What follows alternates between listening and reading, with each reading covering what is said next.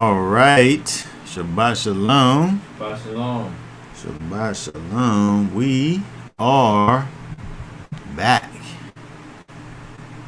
We are continuing with our look at the triennial Torah portion.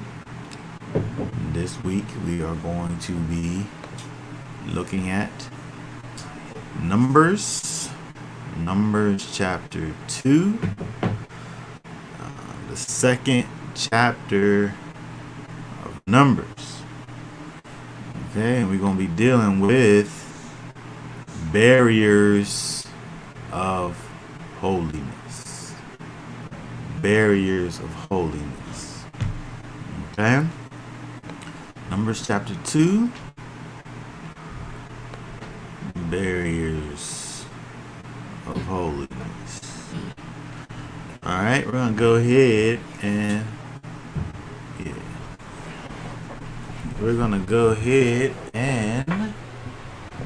begin reading over here. I think we're going to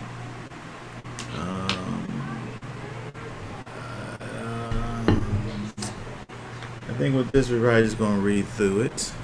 We'll just read through the chapter, and then we'll go ahead and go back and talk about it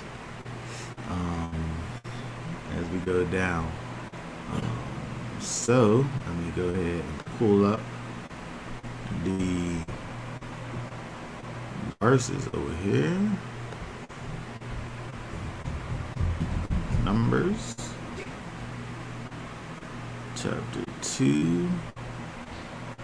Go ahead and start reading over there on verse 1.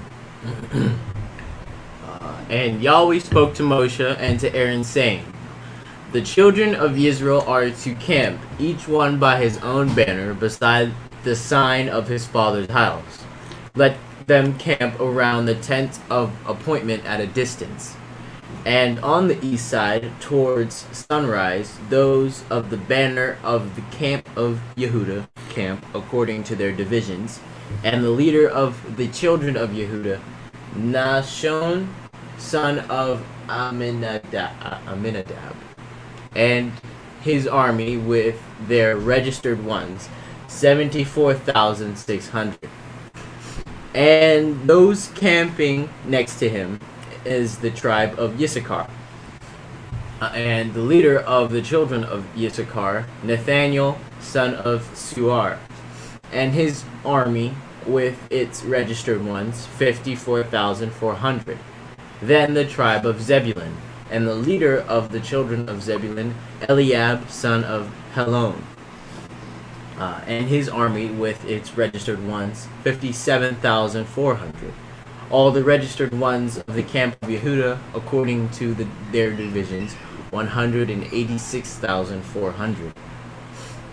These depart first. On the south side, the banner of the camp of Reuben, according to their divisions, and the leader of the children of Reuben, Elitzur, son of Shedeir, and his army with its registered ones, 46,500. And those who camped next to him, the tribe of Shimon, and the leader of the children of Shimon, Shelemiel, son of Surishadai, and his army with their registered ones, 59,300. Then the tribe of Gad, and the leader of the children of Gad, Eliasaph, son of Ruel, and his army with their registered ones, 45,650. All the registered ones of the camp of Reuben, according to their divisions, 151,450. And they are the second to depart. And the tent of appointment, the camp of the Levites, shall move out in the middle of the camps as they camp, so they move out, everyone in his place by their banners. On the west side, the banner of the camp of Ephraim according to their divisions, and the leader of the children of Ephraim, Elishama, son of Amihud, and his army with their registered ones, 40,500. And next to him, the tribe of Manasseh,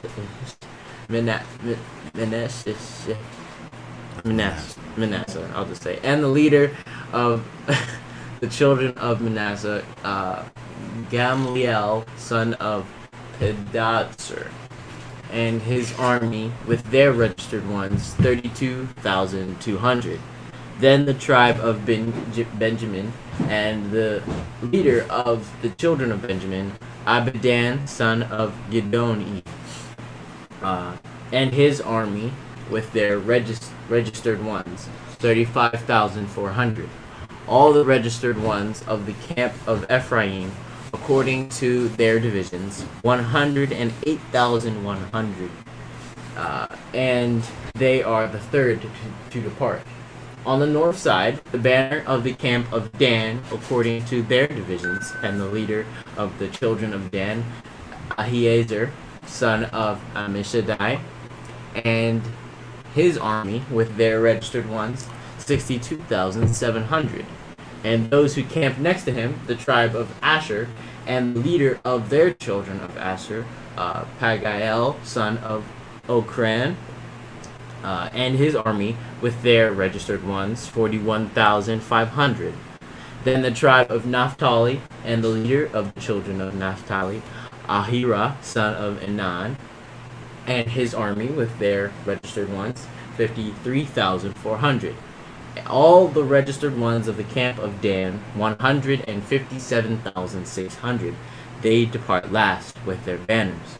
These were registered ones of the children of Israel by their fathers' houses, all who were registered according to their divisions of the camps, 603,550.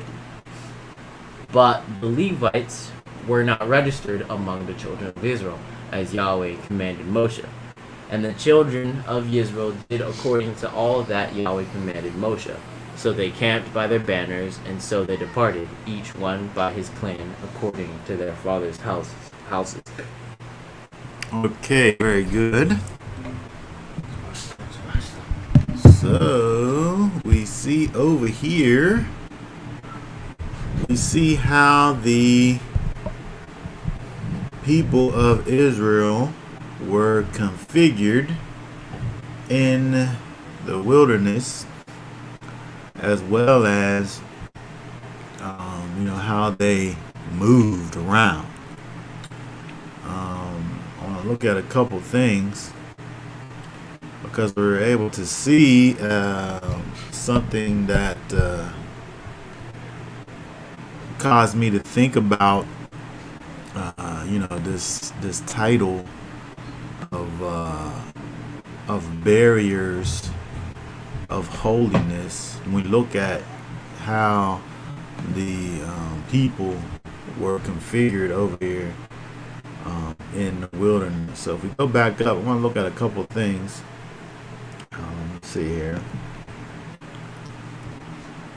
We see over here, first thing I want to look at, let's see, verse 2, each one had his own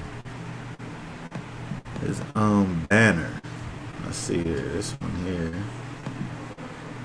this word banner, or standard, as it says in the King James, is this word here, degel, which is a flag. Okay, they had each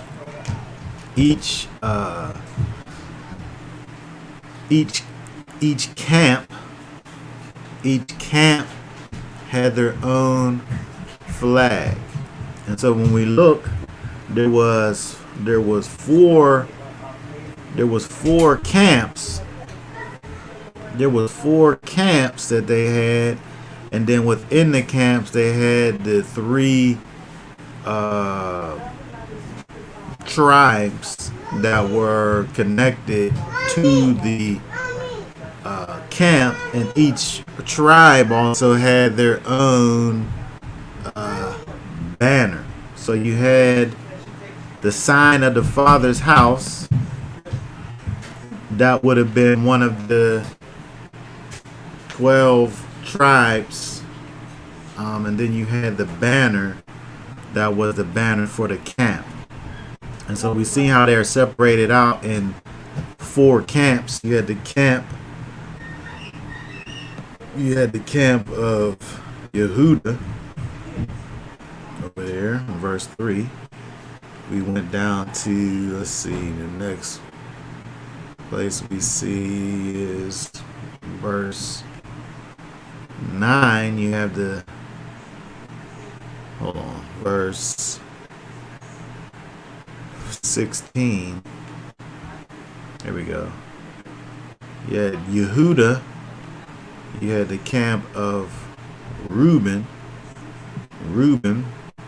which it says was on the north side, I believe. I gotta look back at my. Let's see here.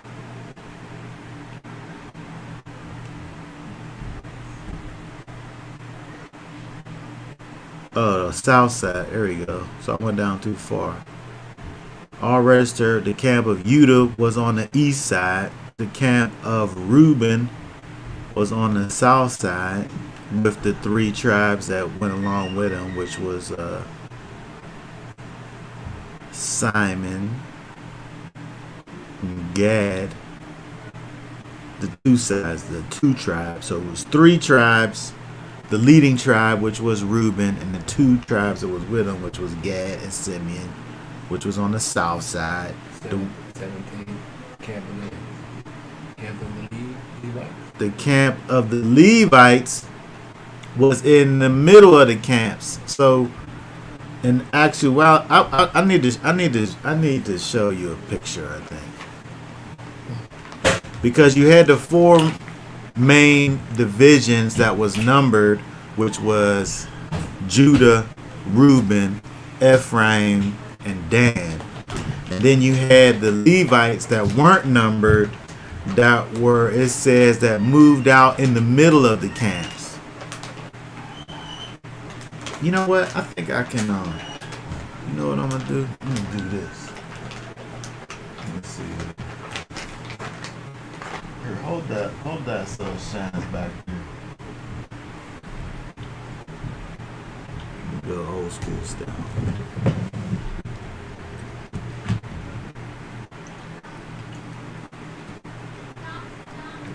As soon as I find my cursor here. Okay, very good. So let's do this. So we said the directions. What in the?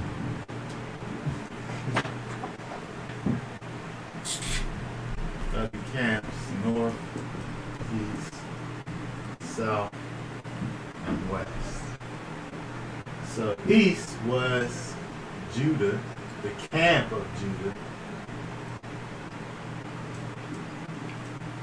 South was Reuben. What was west? Dan?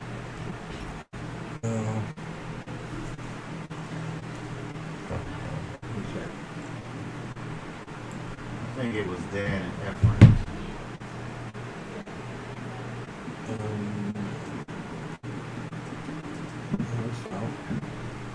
Let's see if I'm right.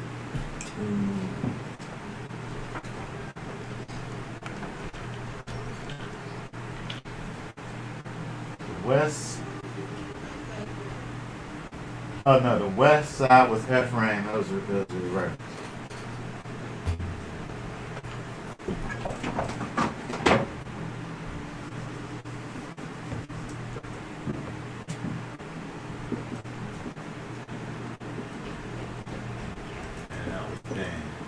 And then so it said the Levites was in the midst of the forgot the tabernacle. And the Levites now was in the middle. It was in the middle. In the midst. Actually, there was three. There was three families of Levites, and then Moses and Aaron.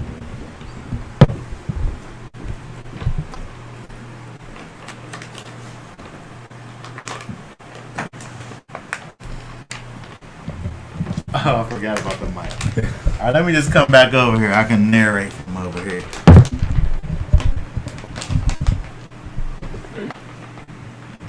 Oh, you can't really see it. Get a little closer with the camera there, son. You wrote on the glare spot. Oh man. Remember that glare spot? Yeah, I see it now. Oh, that's just, but it's in the perfect location because that's where the Holy of Holies is. That's crazy. All right, so shining, right? Yeah. Okay, so when we look at this, it's hard to see, but when we think about the way that Israel was configured around the tabernacle, you had the tribes that were surrounding. You had the leading tribes, which was Judah, Reuben, Ephraim, and Dan. And then you had each leading tribe also had two tribes that went along with them. Okay? And so when you look at that, it really looks like a fire. It looks literally like a fire. I was like, wow, it looks like a fire. Oh my goodness, I couldn't do that again if I tried to do it. But when you think about how they were situated, they were all situated and camped around the tabernacle. And so even when we think about how the scriptures describe for us the tabernacle, it begins in the middle, in the center, with the Ark of the Covenant, and it begins to tell you all about all of the other implements as it works its way out. And so now when we get all the way out to the people, we see that the people are all situated in a way where they surround the tabernacle. And then even though we know that the Levites and the numbers that they gave for the people were again the numbers of the registered ones, which was the ones who was registered for war, for battle, like we talked about last week. And then so you have all of the people and their registered ones, the people and their registered ones, situated around the tabernacle, and then between those people you have the Levites. And so one thing when we look at this, just something that I here, let me see that back. Something that I saw as I was looking around. You know, they have this whole thing with the different signs and flags and symbols for the people, which, you know, from a historical standpoint, you're not really able to verify. Like they say that Judah is the symbol of the lion, and Reuben is a symbol of a man. And they look back to the in Genesis 49, where it goes through the blessings that that Jacob did over the different tribes.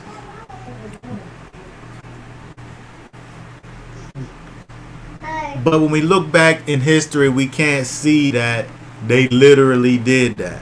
They potentially assigned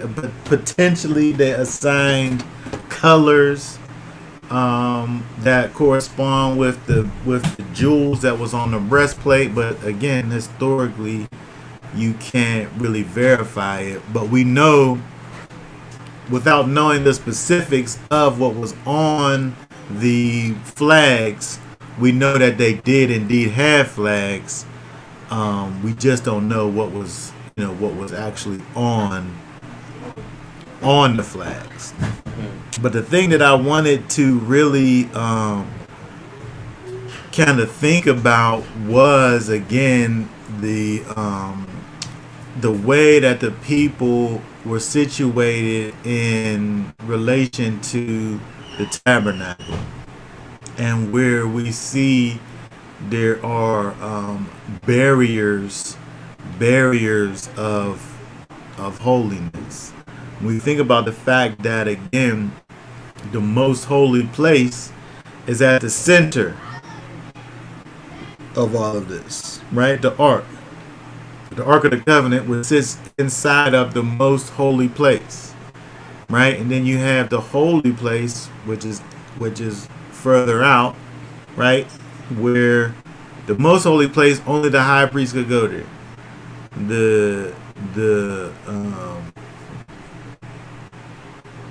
And he could only go there once a year, right? But he did most of his work in the holy place, which, again, the priest was the one who went into the holy place, right? That's where he did his things, right? And then now, outside of that, another division, another barrier, you have like the courtyard where the altar was. Now, people could come up to the altar.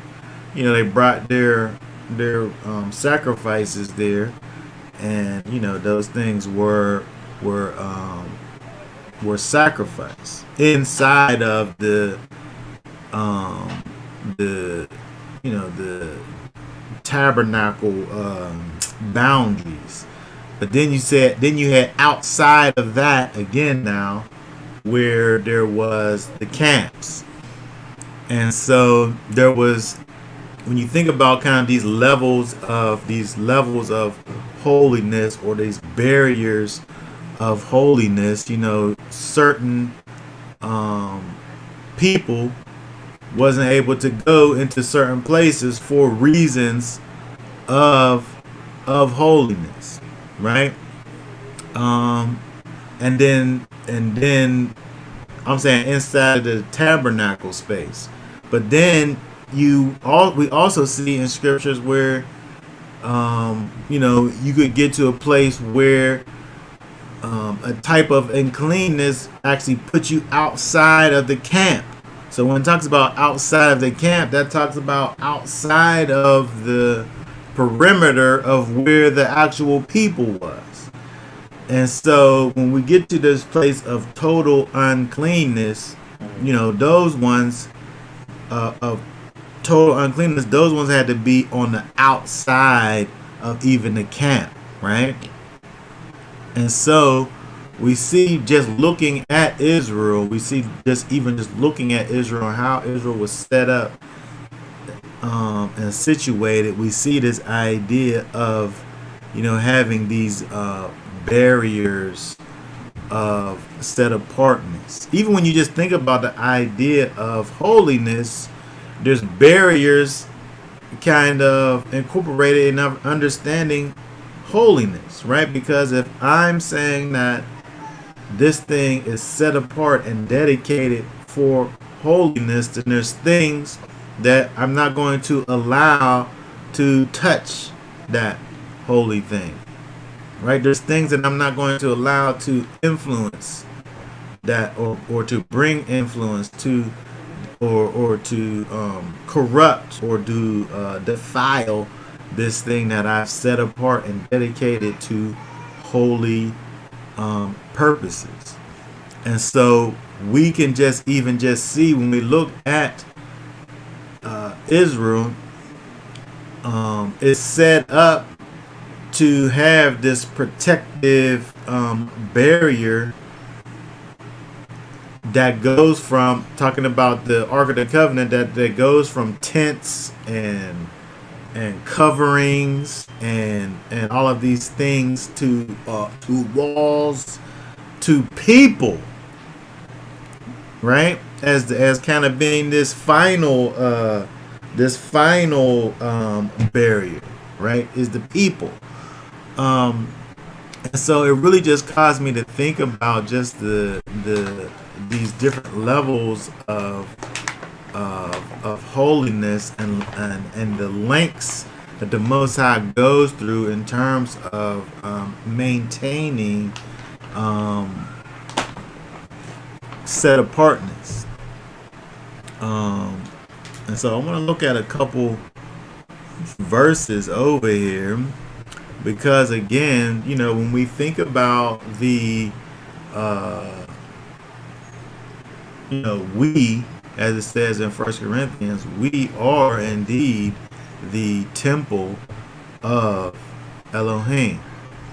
And so if we was to think about ourselves now as the temple, if we was to think about ourselves now as a place where the Most High dwells, then how do we in our lives implement what we see, what we've seen, in terms of the tabernacle, where the tabernacle was inside of this most holy place, which was behind the holy place, which was in the tent tabernacle, which was in the midst of all of these holy people.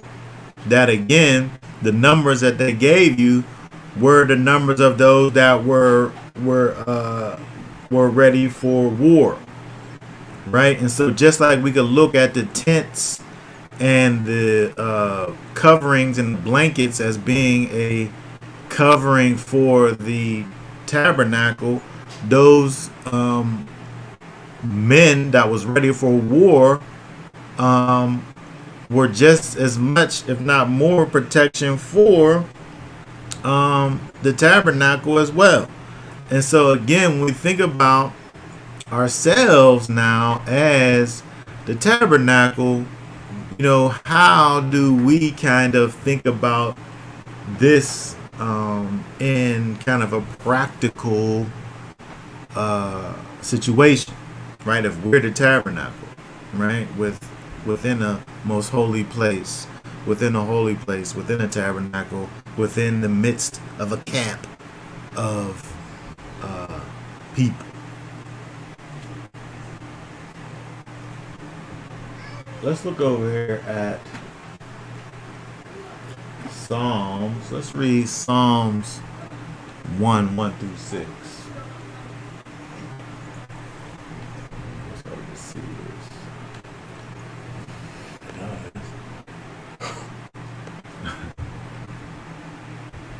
Can you for us? Let's see. I think this is on the. Yes. Read 1 through 6.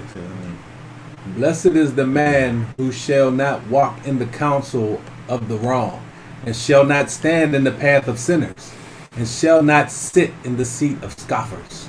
But his delight is in the Torah of Yahweh, and he meditates in his Torah day and night.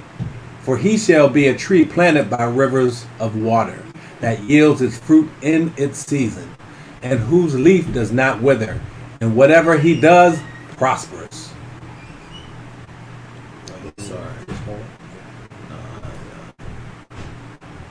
The wrong are not so, but are like the chaff which the wind blows away. Therefore the wrong shall not rise in judgment, nor sinners in the congregation of the righteous. For Yahweh knows the way of the righteous, but the way of the wrong comes to naught. Okay, very good. So interesting thing that we see over here when it talks about this blessed man, the way, the reason for his blessedness, or in this case, I think this word gives us the idea of happiness. Let's see. A shared happiness. This man here is able to have this happiness about himself because of the way that he walks, because of the way that he stands, and because of the way that he sits. Okay, these things that basically represent his total being, right? Everything about him, his character, where he goes, where he dwells, right? If we talk about this walk over here, if we look at this word that's translated as walk,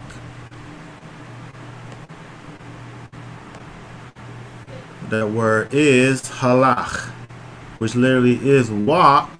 When we think about his walk, though, it kind of gives us the idea of, everything about his movements. The path he's on. His path, right? Everything about the things that he does, right? And so everything that he does, right? He says that he shall not walk in the counsel of the wrong. Right? The things that influence and dictate his life and his doings don't come from the counsel of the wrong. That's why he's happy.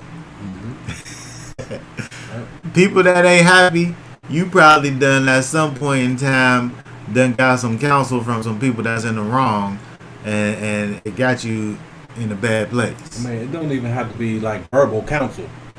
You don't have to. Nobody has to say to you, you know what? You need to do this wickedness. Yeah. You can just see somebody doing something and do the same thing. Yeah. Influence. Yes, and that's what's going on in the world today. You have a lot of people who are seeing things and doing things. They're walking in the counsel of wrong. Yes.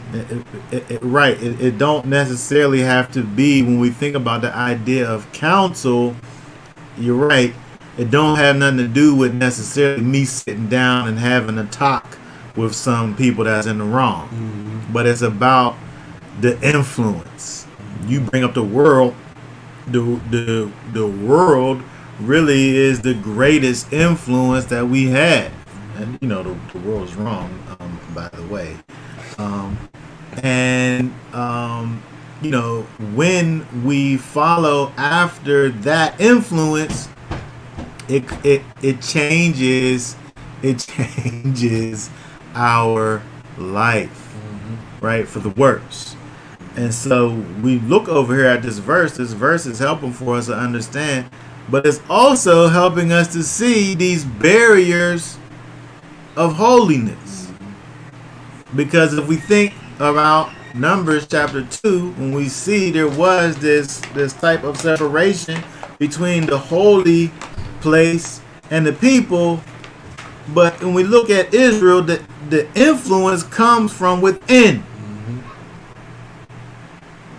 The influence comes from within. In fact, part of the Torah was, not to follow after the ways of the people that's on the outside.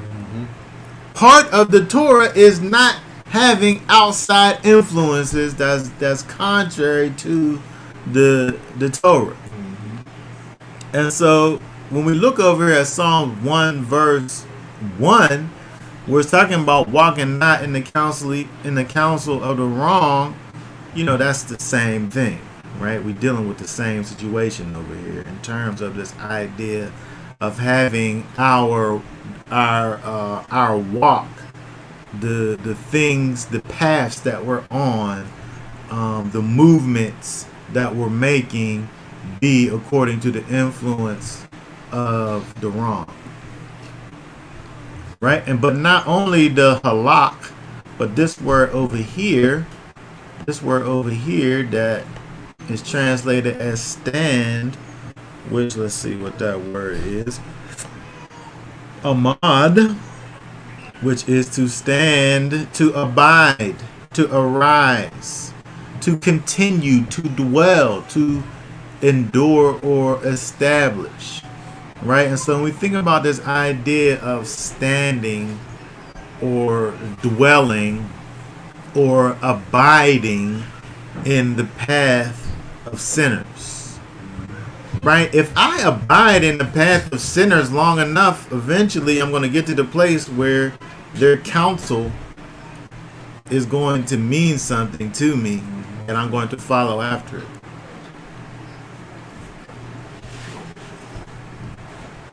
These things are connected with each other. When we think about the idea of standing in the path of sinners and also walking in the counsel of the wrong. These things are connected. If I'm dwelling, if I'm sitting, if I'm dwelling, or if I'm enduring in this path, that is the path or the way. I wonder, is this direct? Direct.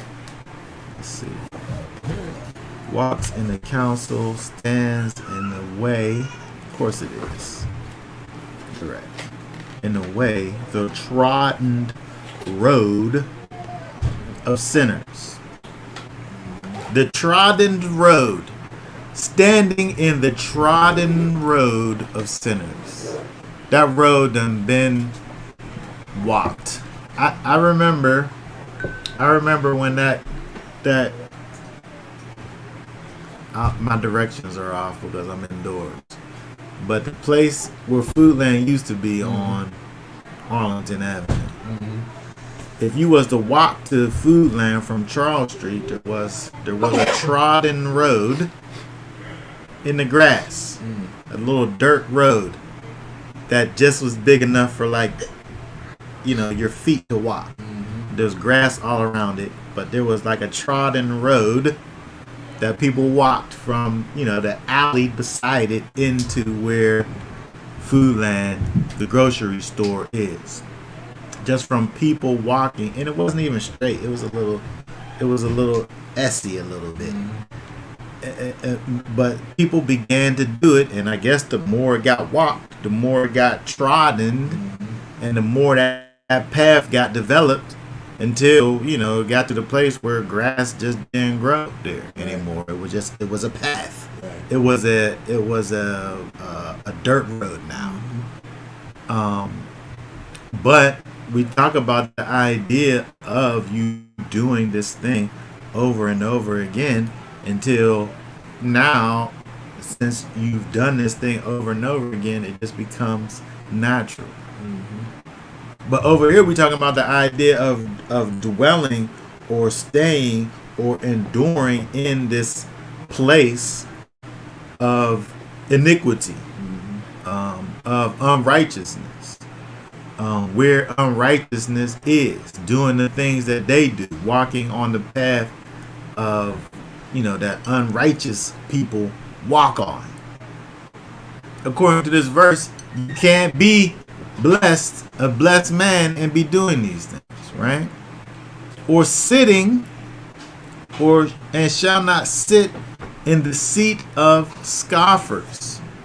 This is what I wanted to look at here, this word scoffers.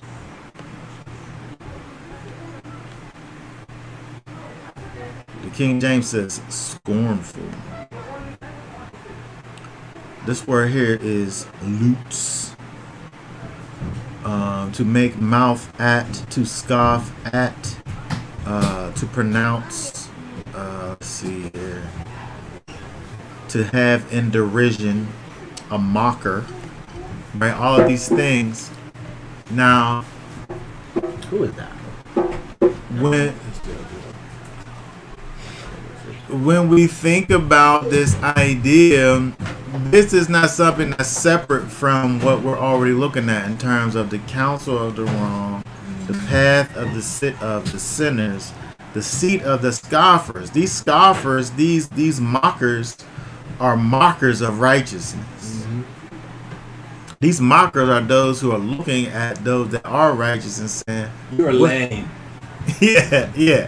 What's the point of doing that? Right?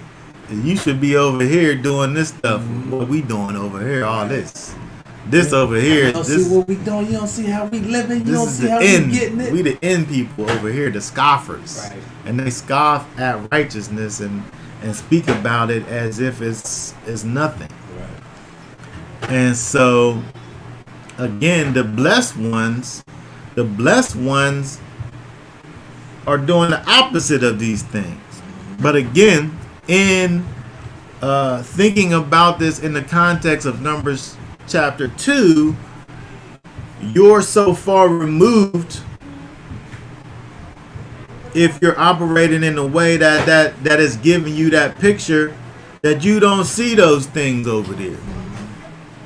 Right? Because your influence again is where the Most High dwells. Right? That's your influence. You're concentrated on the Most High and the things that He says is something, right? And you're living your life by His law, statutes, and commands. And when you don't do it, you get removed from the camp. Right. You get removed from the nation. And so when you get to the place when you become a negative influence on the nation in any way, then you become removed. Well, it's almost like they're removing themselves. Because if you think about it, if they're walking with the wrong, they're going in a different direction. If you're standing with the sinners, we standing over here. Right. So you standing in another place. So all of these things are them really removing themselves. Because if you're on these paths with the wicked, you're not going to go the same direction as the righteous. Mm-hmm. Right. And so yeah, when you think about, right, if I'm doing things that's contrary to the Most High, in my heart, I'm removing myself. In my deeds, I'm removing myself. But we see, according to the law, it's necessary now for you to actually also be physically removed as well. I can't, And so we have all of those things, being the case. But I want to keep on looking at these verses over here because they go right along with what we're thinking about, this idea of these barriers of holiness. Because, as you say, when we think about this from a perspective of how we're able to kind of apply these things to our lives from a practical standpoint, something on the inside has to happen first in order for you to get to the place of walking in the counsel of the wrong, or standing in the path of sinners, or sitting in the seat of the scoffers. You have to get to the place where you first have denied the things of the Most High in order to agree with these things that are outside, or you've never agreed with the Most High from the beginning. You heard that song by Biggie Smalls where he talks about, I don't want to go to heaven. I don't want to be with the goody goodies. Yeah. Yeah. You know what I'm saying? He's a scoffer right there. Yeah. Mm-hmm. And then he talks about all the wicked things he wants to be a part of. Yeah. So be it. Yes, I remember those things. Yes. I'm so far removed that I don't remember those things. That's what's weird. It's like, you'll see like, the top 10 rappers or whatever, and then they name all these wicked people, and it's like, I can't even connect with it. Most of them is dead. Exactly, they're dead too, over wickedness. Right. So it's like, the top people, like the top wicked people is what you really scaling. Right. He was the most wicked, so film number one, like that's how it would really break down. Yeah. Right. And so when we look over here, let's look at this other verse here. So this blessed man over here, right, who's not doing all of these things, his delight, it says, is in the law. Mm-hmm. And he meditates on it all the time. And so the difference is when we look over here, this person who's delighting in the law and meditating on the law, when he's doing that, he's gaining his strength from a spiritual perspective, and those things are there's things happening on the inside of him, and those things are therefore regulating his life. Well, hold on, wait a minute though. But this can't be true today, though, right? This can't be true today. That was in the past. Yeah, this Of is course. this is in the past. When was this book? When was this book written? Yeah. Of This book course. was written like Yeah, but the law is done away with. Of Yeah. course Why it's are we true going to delight in today. something that's done away with? right. Of course it's true today. Of course it is. And this is what we're saying when we look over here at the template of Numbers chapter 2 that shows us that our influence comes from within, and that holy, set apart place where the Most High dwells needs to be protected, right?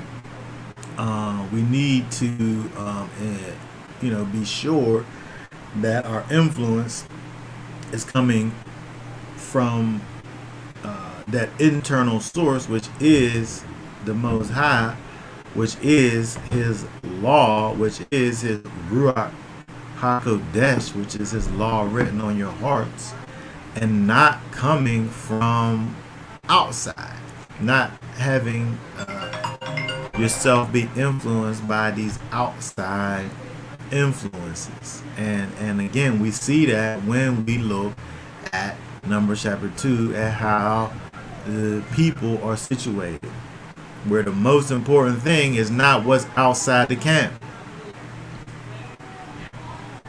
Mm-hmm. Israel's able to live their whole lives and not even deal with the things that's outside of the camp. Mm-hmm. They live their lives, and their lives revolve around what's in the midst of the camp, which is the Most High. He gives us these laws, statutes, and commands that cause us to walk in His character, to be little mimickers of the Most High. And again, this is dealing with the idea of having our influence come from within and maintaining these barriers of holiness. So when we look at this third verse over here, this one that delights in the law and meditates on it all the time, he's strong and he's immovable. He's this tree that's planted by the rivers of water. Mm-hmm. Right? He's a big, strong tree that has a life source, and he's immovable. Another word for that would be resource. A tree is a resource, especially if it's yielding its fruit. Doing what it's supposed to do. The tree is a resource that is by resources. Mm-hmm. And so the resources that are giving the tree life causes for the tree to be turned into a resource. Mm-hmm. Because now he's yielding forth fruit in its season. And so when we think about that as the person who's blessed and calls the Torah the light, it transforms him into a resource himself, because in this situation the rivers of water is the resource, is the primary resource, and then now it feeds the tree, and now the tree now becomes also a resource because of the fact that he's by these rivers of water. Yep. And so when we think about that in the idea of being a man who follows after the law, statutes, and commands of Torah, where your life comes from the Most High, and then you then now become a spreader of life. Mm-hmm. But then it's an ecosystem. Like you govern it, right? You know what I'm saying? Yeah. Whose leaf does not wither, and whatever he does prospers. The things that you put your hands to when you're walking in the in obedience to the Most High, those things prosper. But the wrong, though, is like chaff which the wind blows away. Like when you look at like wheat and chaff, when you look at this chaff, it's really this here. We don't gotta think about it. We can look at it.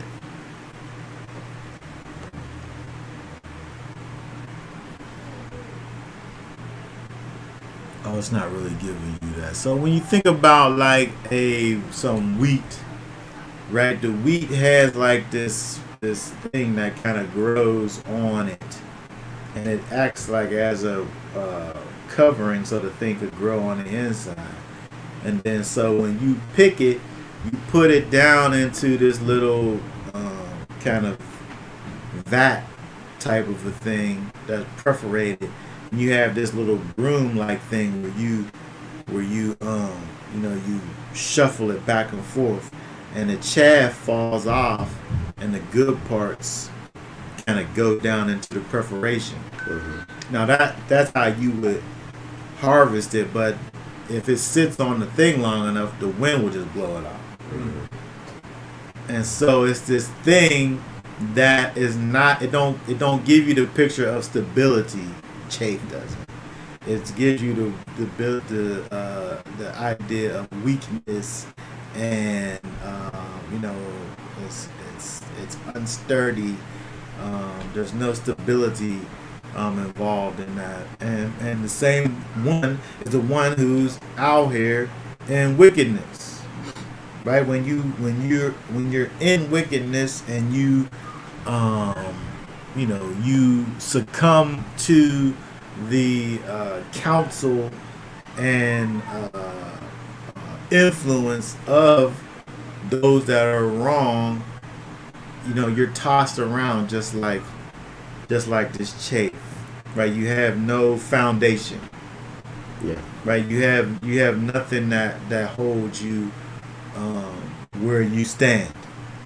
Right. You just get blown all over the place, wherever a light wind comes up.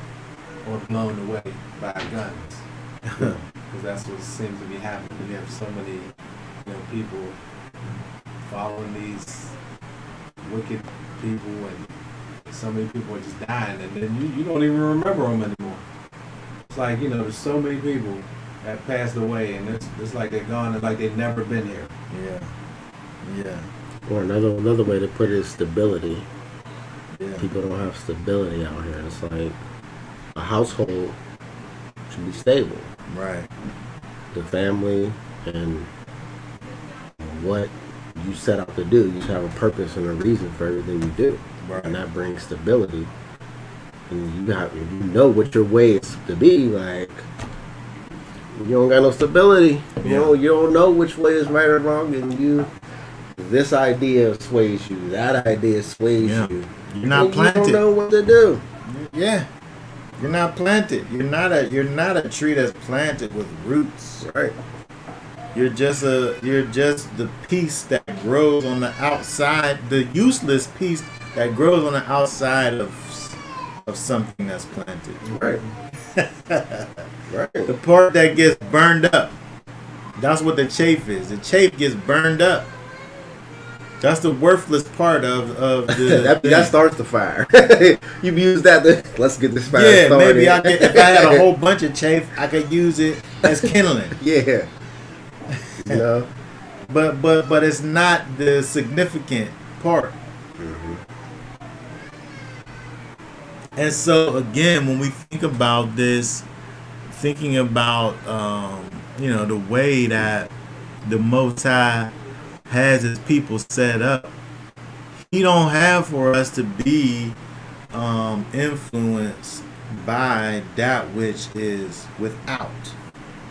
He has for us to be influenced by that which is within.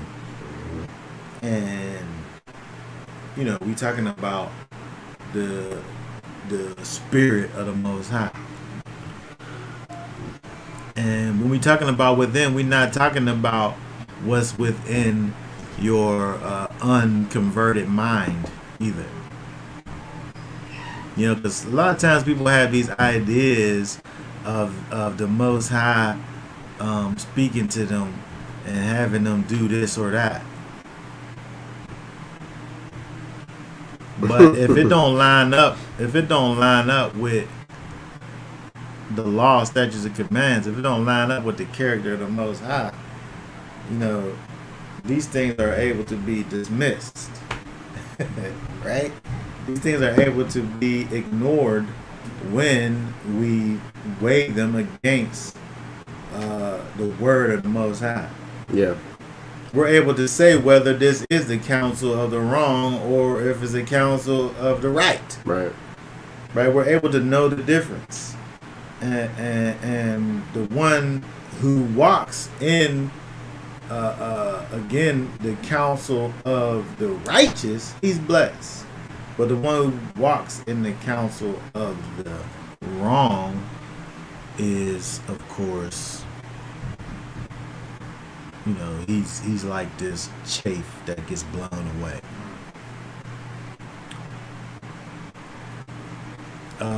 Okay, so let's see here. It says in verse 5, therefore the wrong shall not rise in judgment. The wrong shall not rise in the judgment, nor sinners in the congregation of the righteous. There's a separation. There's a separation between those that are right and those that are wrong.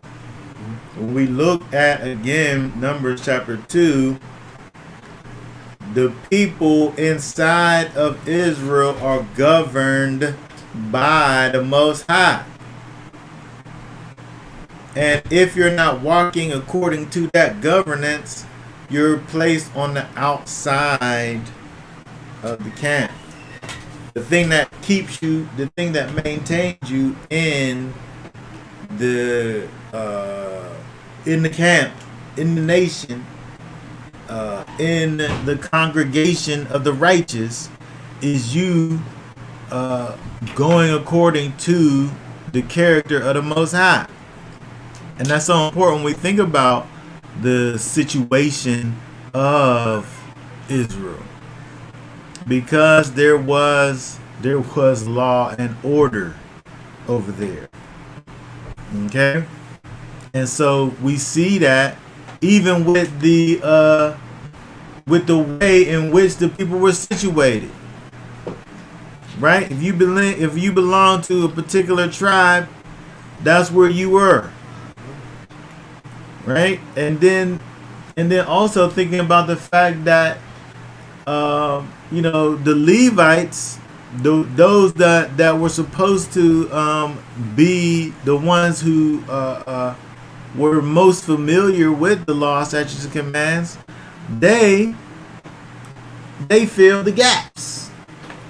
And so you was always somewhere where you was able to have a influence that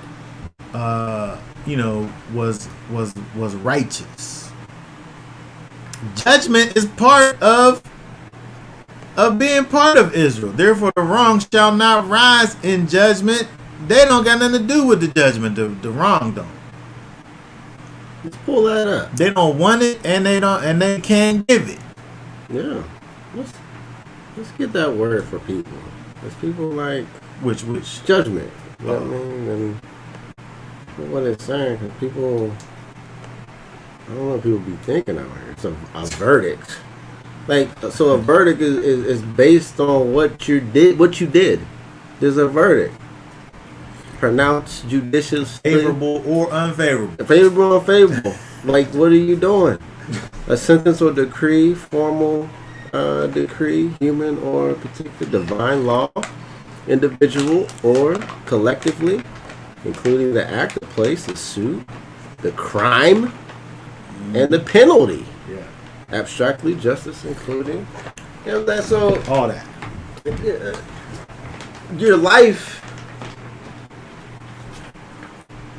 is leading up to a judgment. Yeah.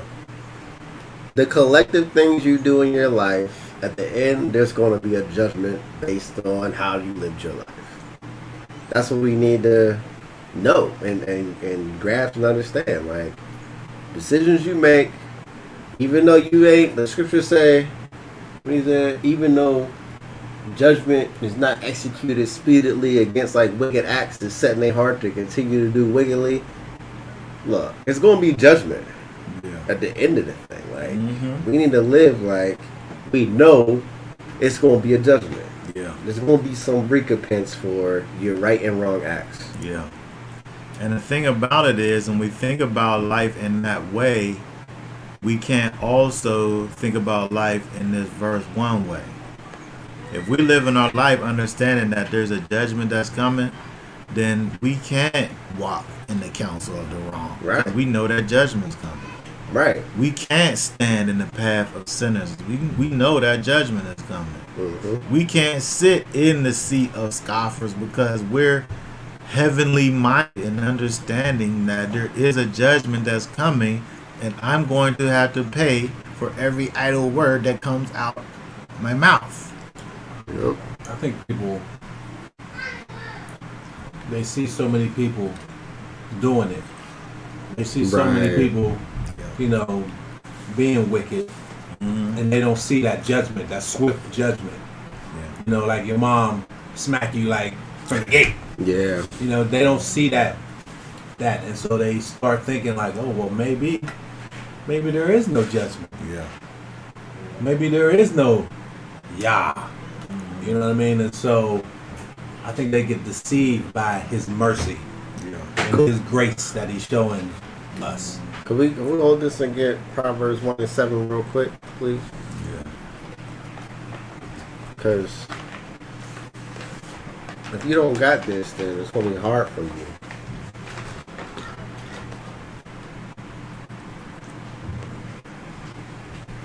It says, the fear of Yahweh is the beginning of knowledge, and fools despise wisdom and discipline. The fear of Yahweh it starts inside of you. Yeah. What more are you talking about? It's not going to come from the outside. Yeah. I mean, it can. I mean, the wise would learn from the outside. I've seen a Facebook post this week. It was like, do you learn from other people's failures, or do you think you have to experience the failures to learn? Or, like, the Most High can show you through other people wisdom, like what to do and what not to do. You don't gotta and it's live like, it out. what are you Watch play choosing to out. do? Yeah. I'm going to watch you do it. You want to do that? All right. Let us see the result. Yeah. And so the fear of the Most High, it starts inside of you. So I'm scared before I even do the thing, because it started inside of me to even produce it on a physical sense. Right. That's all. I just wanted to throw that. Which again follows along with the template of Numbers chapter 2. When we look at how the people were situated, the people, Israel, is situated around the place where the Most High dwells. And the things that He wants for us to be doing, which comes from Him, is based off of that influence that comes from within, not the influence that comes from without. When we look, TBH, we in this place that we are in because we decided that we was going to allow for our main influence to come from the outside instead of from the inside. We looked over at those people and said, wow, those people must be having a good time. I want to do what those people are doing.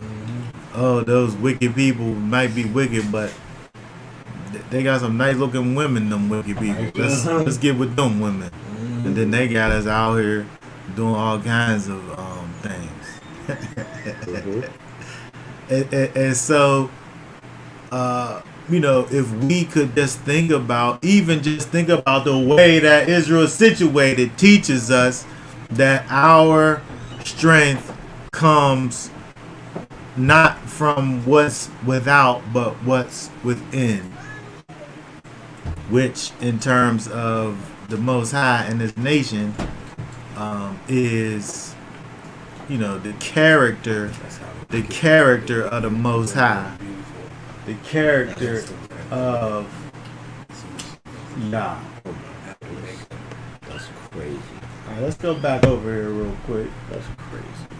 That's the devil. Yeah. But we still talking about the situation. We still talking about barriers of holiness. That's what we're talking about. And the Most High He created these barriers of holiness.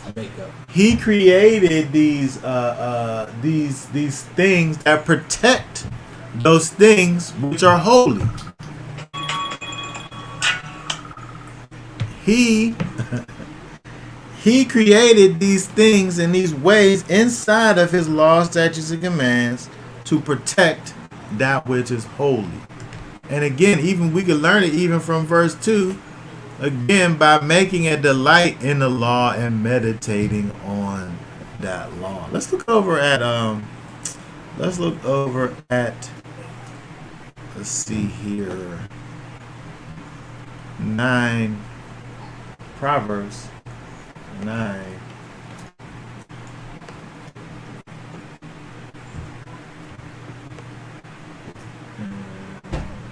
7 through 9. He who reproves a scoffer gets shame for himself, and he who rebukes a wrong one gets himself a blemish. Do not reprove a scoffer, lest he hate you. Reprove a wise one, and he loves you. Give instruction to a wise one, and he is wiser still. Teach a righteous one, and he increases in learning. When we look over here, we was talking about the scoffer. Hold on.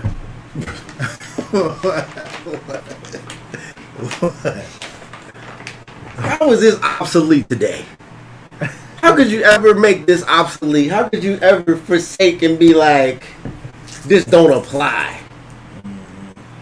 I don't know. I don't even know. That's what people do. But we was over here talking about this scoffer, this one who looks at righteousness and say that righteousness is foolishness. But he basically saying who reproves a scoffer gets shame for himself. It's your own shameful fault for sitting up here trying to reprove a scoffer. Because a person who's truly a scoffer, they don't put no value in the righteous things that you would have to say to them. Can I say this real quick? Go ahead. So I was talking to somebody this week, and they were like, I don't know how people can smoke cigarettes and stuff. Look, no shot at, everybody, we all got our things we got to fight with, right? But they put on the pack, this can give you cancer. And I'm like, kind of spirit you would have to read the pack and say you can get cancer and still say, you know what, I'm going to still do it. You're crazy to try to convince that spirit. You're crazy now. That's what that says. Exactly. You're at fault because look at the decision they made consciously. They're walking in the way of the wrong. I asked smokers. I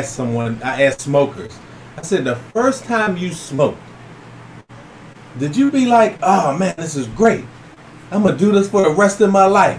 They all said no. Yeah. They all said it was horrible. They wish they never did it.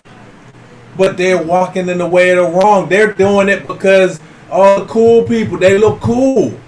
So basically they're being counseled by everybody they see smoking. And even though it tastes horrible, it made them choke, all of that, they're still doing it. And now today are addicted to it. Yep. Satan just grabbed them. Yep. And so again, when we look over there and think about this in regards to what we dealing with over here, Israel was a nation that was governed by the laws, statutes, and commands of the Most High. Israel is a nation that's governed by those things which cause us to walk in the character of the Most High. And so when we sit up here and we look towards those that are not able to accept the Most High, who He is, what He's done for us, and at the same time have the thought that we,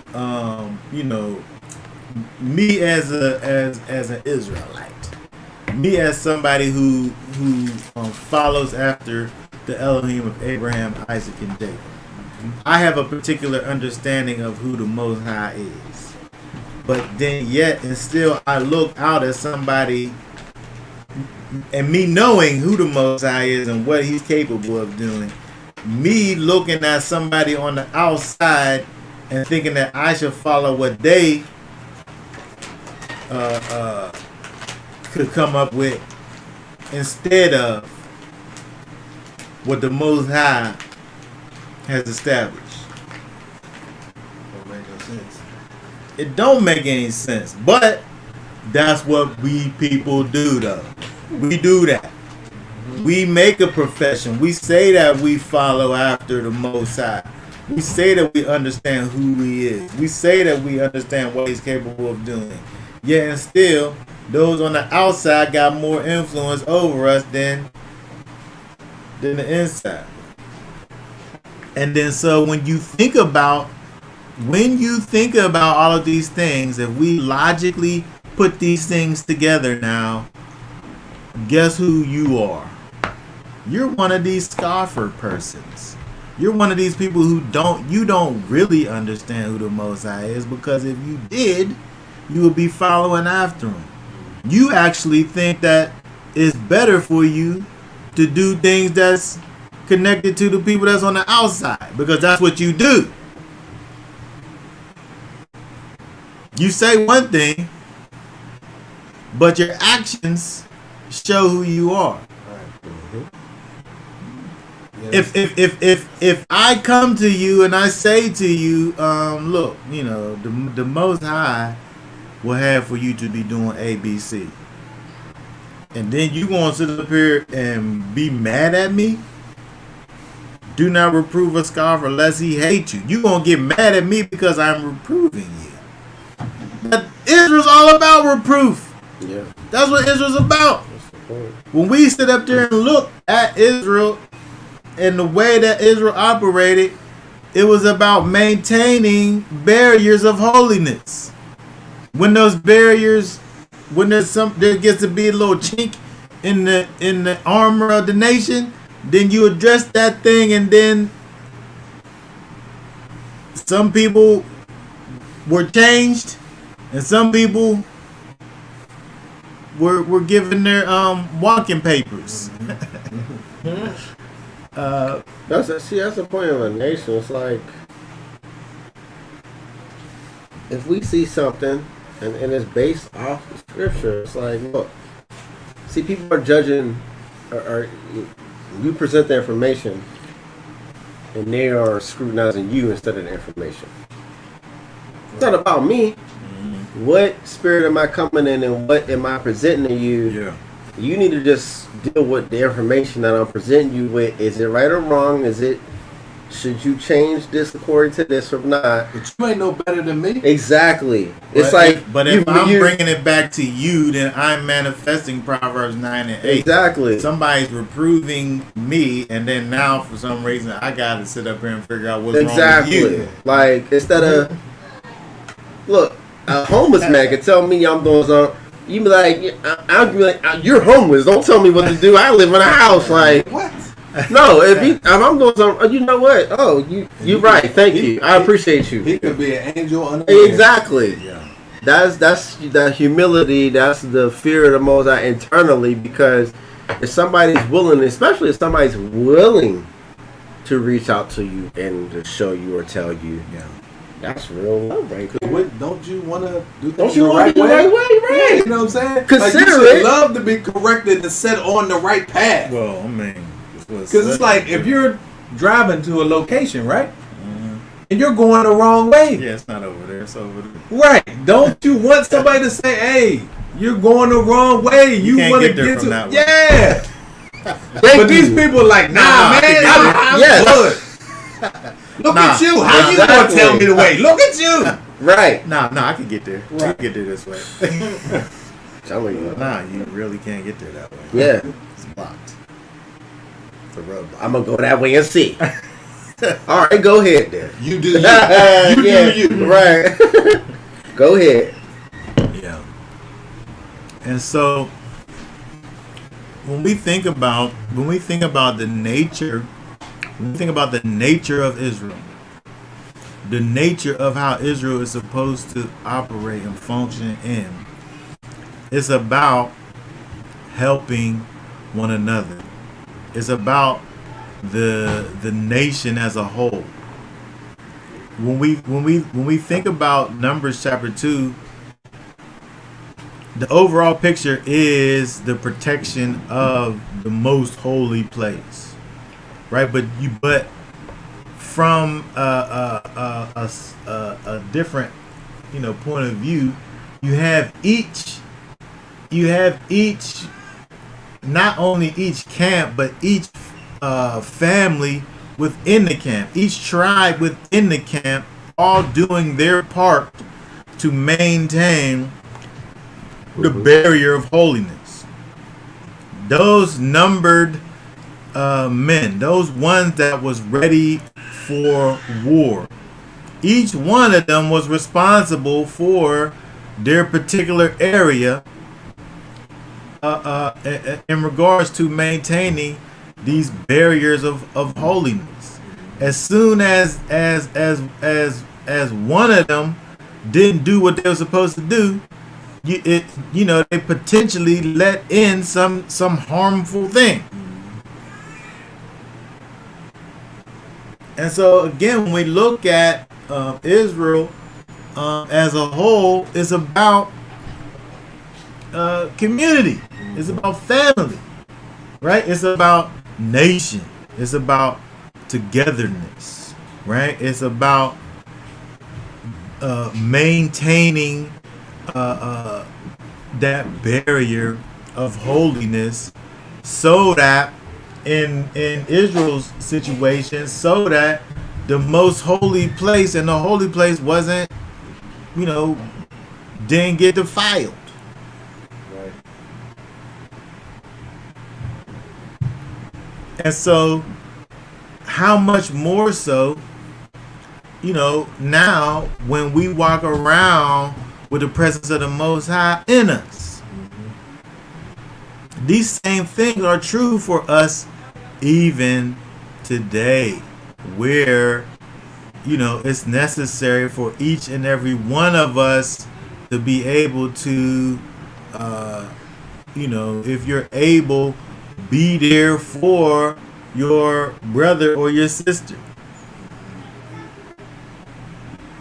Israel wasn't never about individuals. It was always about family and tribes and community and nation.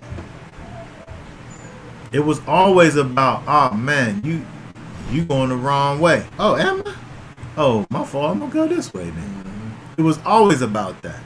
It was never about, oh man, you going the wrong. Man, I'm gonna go whichever way I feel like going. And just thinking, these days, they didn't have the helper. They didn't have the Ruach. Right. You know what I'm saying? They was just trying to walk it out by their own strength and by fear. Yeah. Right? And now we got the helper who's supposed to lead us and guide us into all truth. Yeah. And we still get it wrong. But Yeah. we claim we got it. Because people aren't nurturing and allowing that seed of the spirit to grow inside of them. Why? Because they didn't humble themselves in the first place to let the thing grow. That's the only way. Like really, like when you think about it, you said seed. So to get the land ready for seed, you gotta till that soil. You gotta beat it up. Right. You gotta be beat down. Yeah. You gotta. So that's that pride. Anything you thought you knew, or whoever you thought you was, Break all that up. take that out Mm-hmm. and start to let that seed go into that good soil that is beat up. You ain't, that your humble state to let it grow. When Yeshua says up there and talks about these different soils, that seed of the word that he's talking about, that's a living word. That's a word that's able to transform and change you and give you everlasting life. But if it fall on rocks, it ain't good for nothing. You got to prepare the land for it. If it fall on some shallow ground, it's gonna grow a little bit, but the roots ain't gonna be able to grab hold of nothing, and so it's just gonna get plucked up by a little bird that come past. Yep. And so, as powerful and strong is that seed that is able to be planted in you, as strong as that is, if you are not fertile ground, it's not going to do anything for you. Right. Nothing. No thing. Right.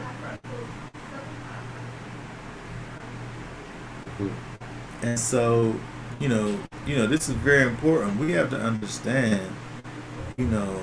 as a people, that, the outside don't influence us as a people.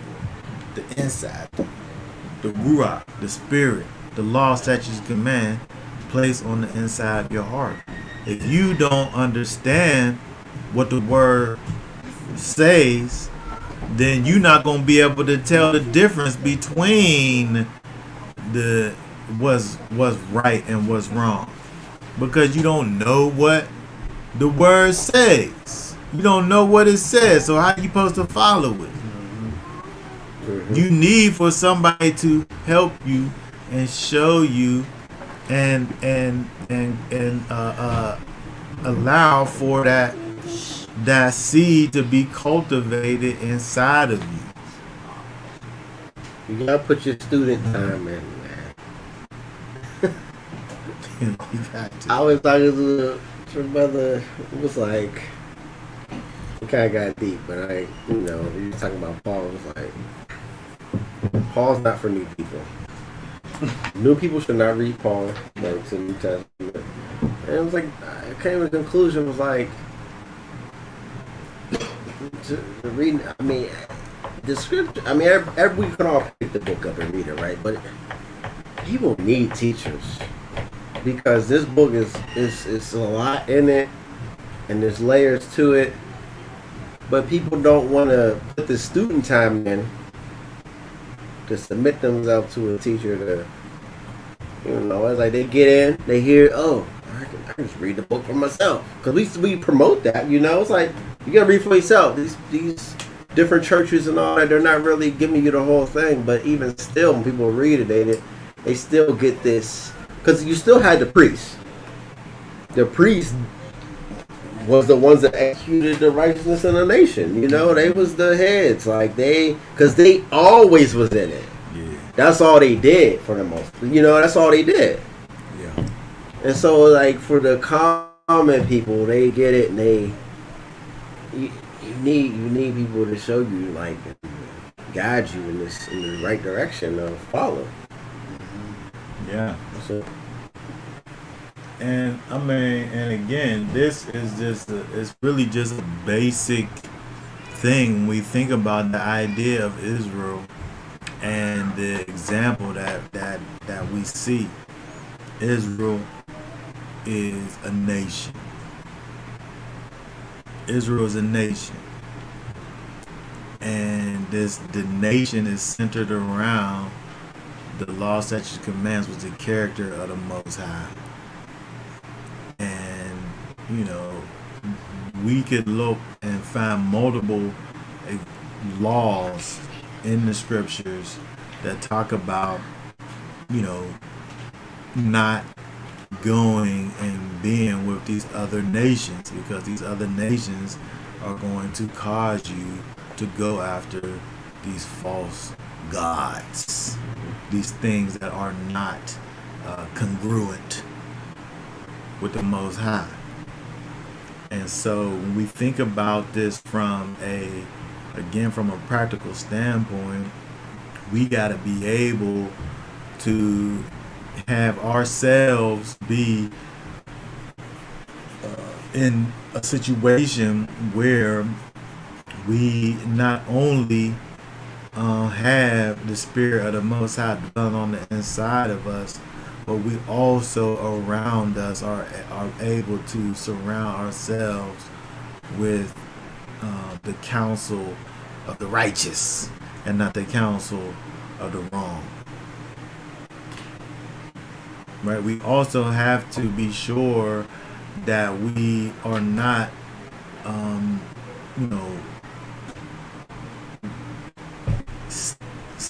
standing in the way of sinners and doing those things which the world deems as right, because the world sits up here and deem things that are wrong right, left and right over here.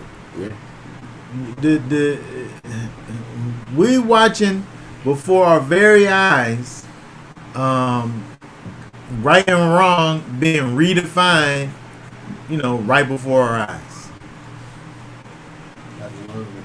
Every day, wrong is propagated as right, in a new and inventive way.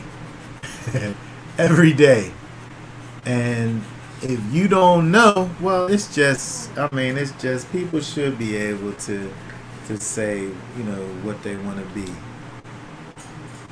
And they go in further. It's like, because what you're saying, like, goes into the roots. Like, because we got the roots, and so when the news come on and say, oh, this and that, which is contrary to the right way, that's a wind. The news is a heavy wind that comes, and that you were saying, that chaff that will take people away and desensitize you from this stuff. And you, if you don't got the roots, see, our roots is strong. We look at it and be like, "Are you serious?" It's like, this is what people are really doing, these things. Yeah.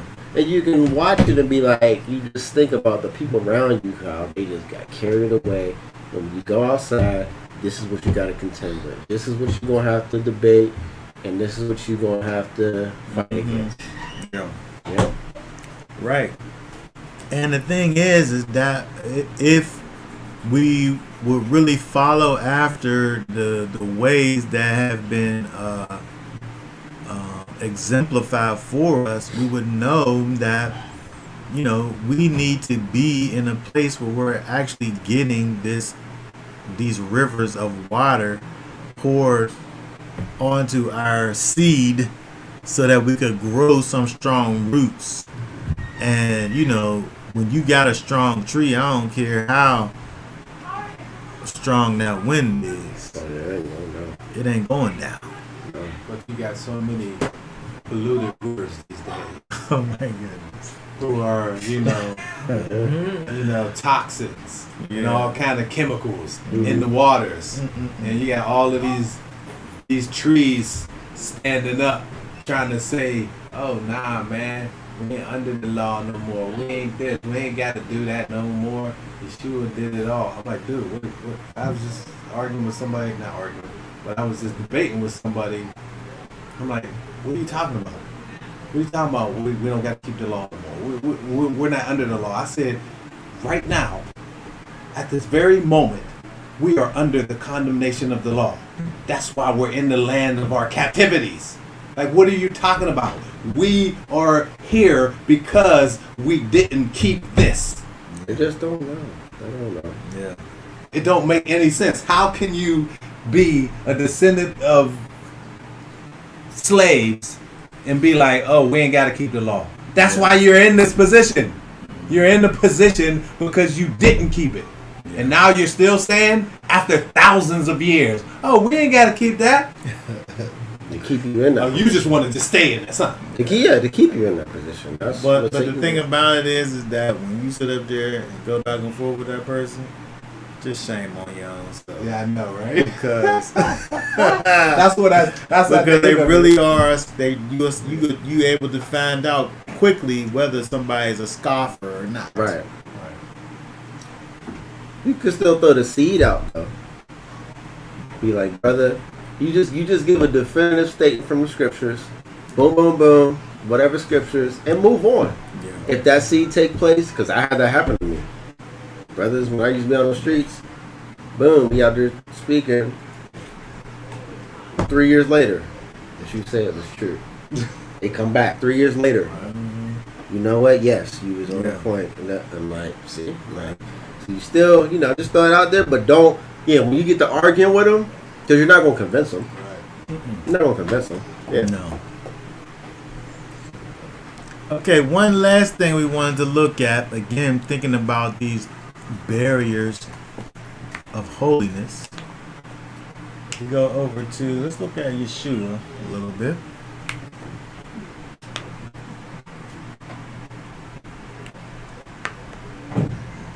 Luke,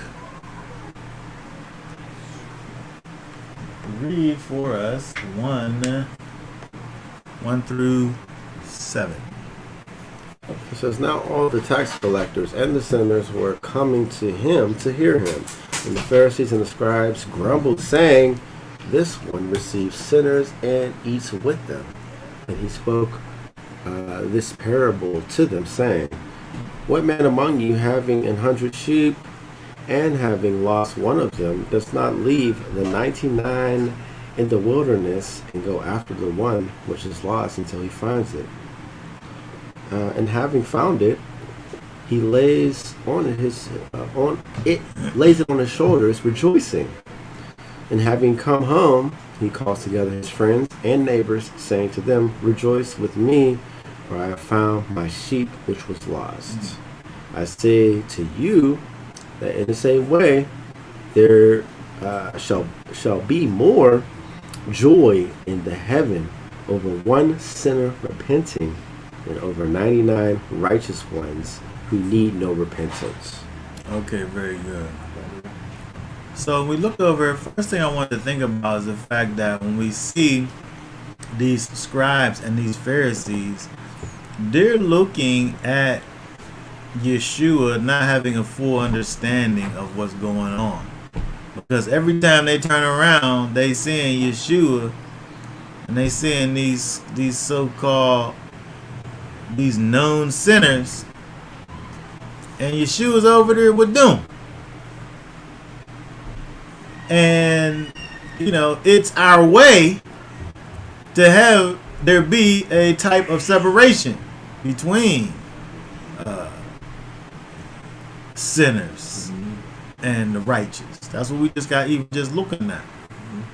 And it's interesting that they have tax collectors, with the sinners, right? The publicans, these tax collectors, because I guess if you were a tax collector, it's against the Torah. I'm not sitting with the IRS. I'm messing with y'all. I was like, for them to sit up there and to charge this usury against people, it's just against the Torah. The Torah was about, you grew what you had. Any so-called tax that you was paying was, you giving to the needy. Not people literally coming and farming. Look at this. Look at this word.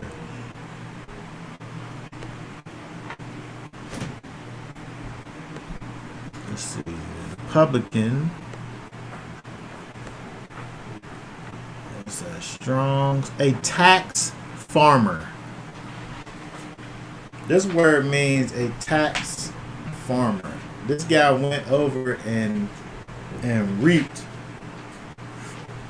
what you have sown. He reaps it.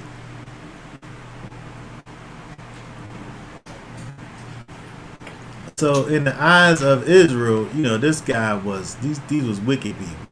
But Yeshua, every time you seen him, he around here with these people, with the wine bibbers and the sinners and the tax collectors, right? But the difference is that when we look at Yeshua's not sitting over here.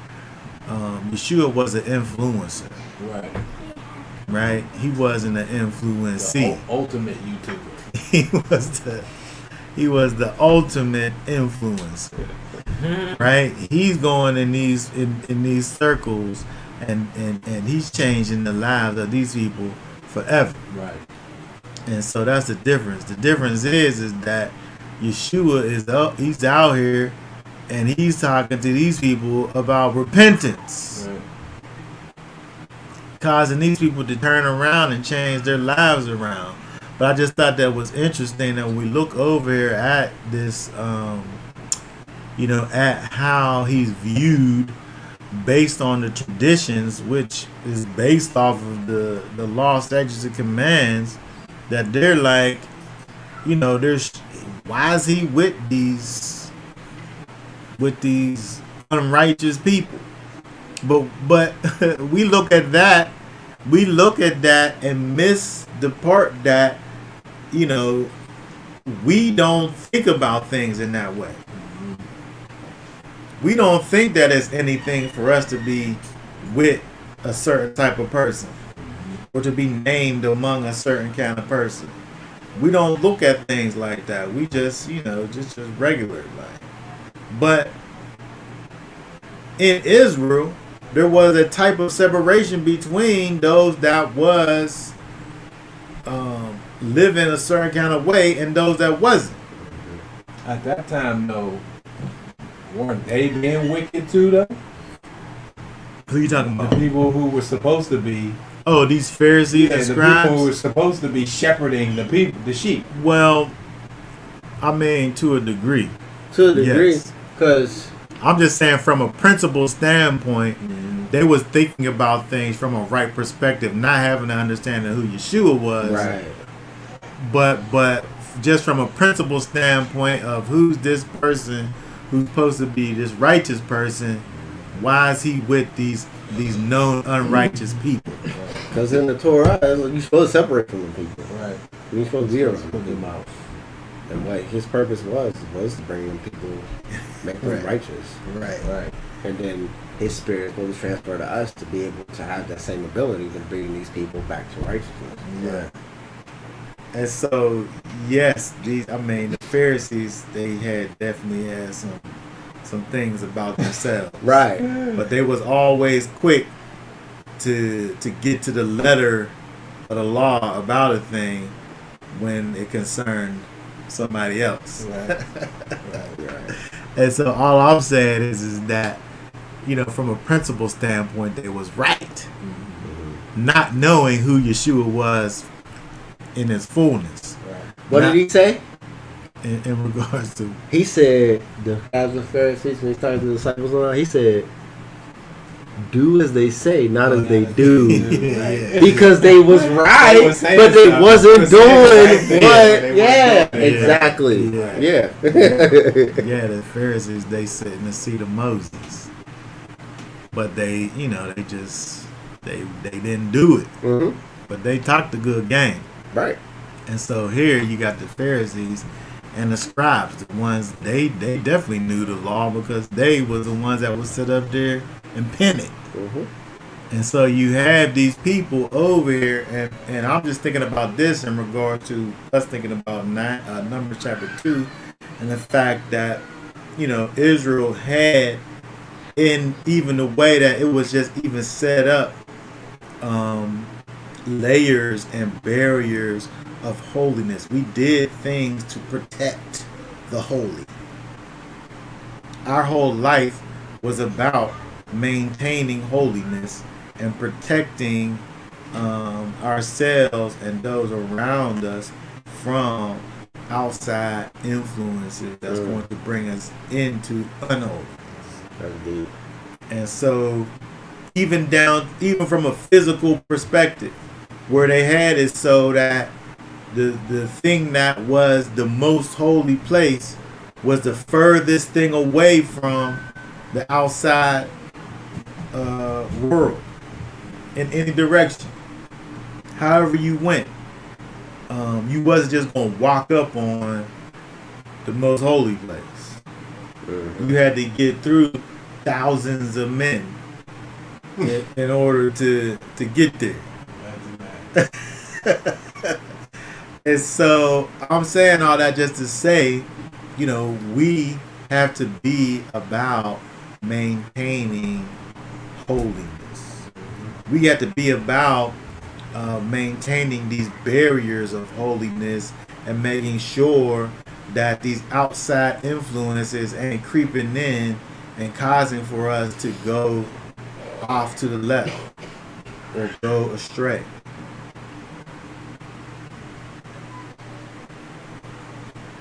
We look over at Yeshua as an example. We talk about Yeshua. He going over there. People get going in there. You could touch his clothes and become healed. We not that. Right. Right. You can't be over here outnumbered by sinners and tax collectors and not be influenced by them people. Right. When he sent out his disciples, he sent them off in pairs so that they will always have a help with them to be able to get themselves through whatever they needed to get themselves through. He didn't send people out support. He didn't send people out alone.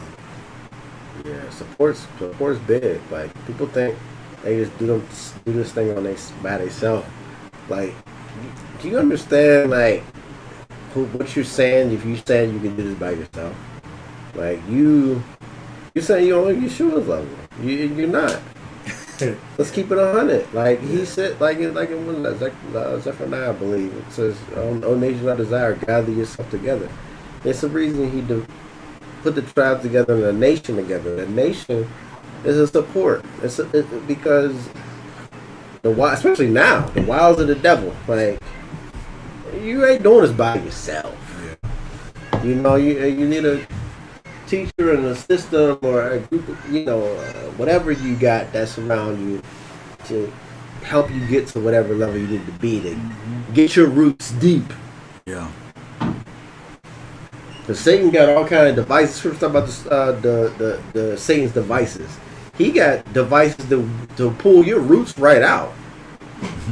He got advanced devices that come along, however it may be, whatever you think you got rooted, and a year later that you ain't prepared for, you get blindsided by this new device that pulls your roots right out. Yeah. Like it ain't nothing. So you need that system to be like, let's help you get this device of wickedness away from you to keep you on the right path. Like, people gotta understand, like, that's important. Yeah, it definitely is important. It definitely is important. And so, I just really wanted to kind of just think about this idea of these barriers of holiness and maintaining and fortifying, your barriers of holiness, doing the things that's necessary to secure what's right in your heart and in your mind. Surrounding yourself with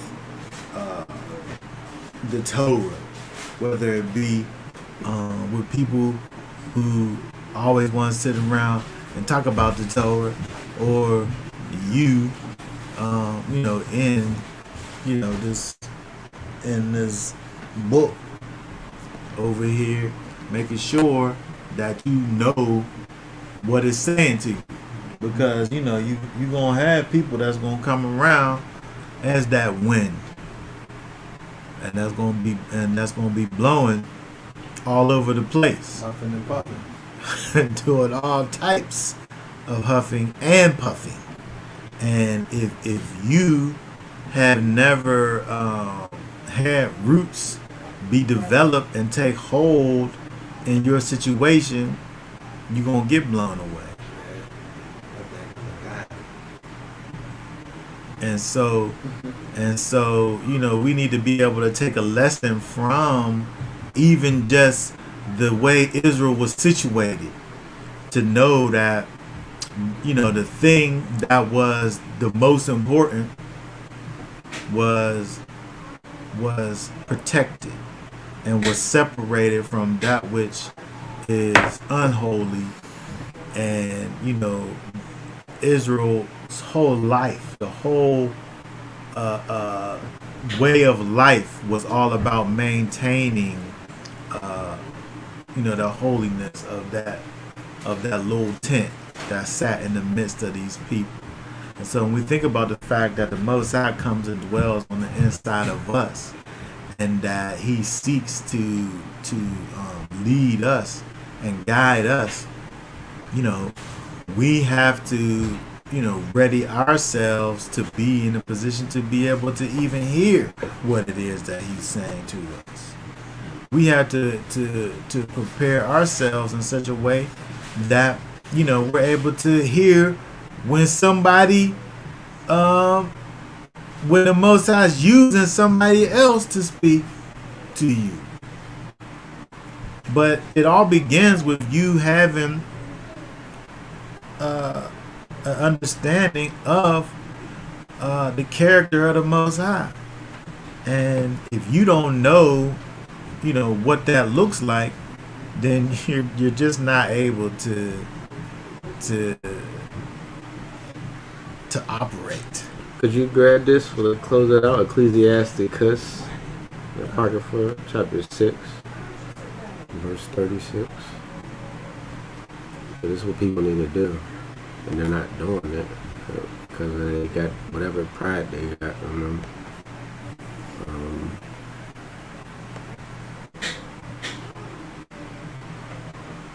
Ecclesiasticus.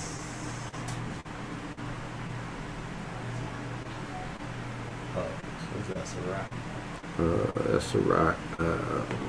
I'm trying to see. Yeah, that's it. 36. 636. 636? Yes, 636.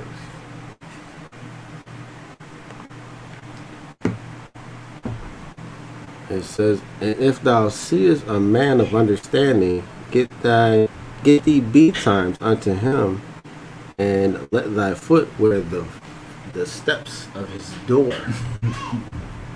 It says, if you see a man of understanding, it's like, who in your life has understanding? Who's doing this thing? Who knows this? Like, I don't want to get crazy, but like, when you're doing this thing, that generates experience, and the experience generates wisdom. Because you just reading it, it's theoretical to a point until it actually happens. Like, you can know the thing, and then when a situation comes up, you got the word to take care of it. But the people who have done it and been doing it, they just say, the man that's doing it, you need to wear the footsteps, wear the steps of his door. You need to go to that person. Yeah. Like, where are you going? That's it. You need to be going to the people who are actually doing this to help you out. Because people think that they can just do this. Oh, I know that. No, you don't. Yeah. And to have that humility to be like, hey, because people's lives are examples, like, of what is, like, of reality. Like, let's keep it on it. That's how I live. But I just wanted it with that, with what coincides with what you were saying. It's like, absolutely. Yeah. I mean, when it all comes down to it, again, Israel's a nation.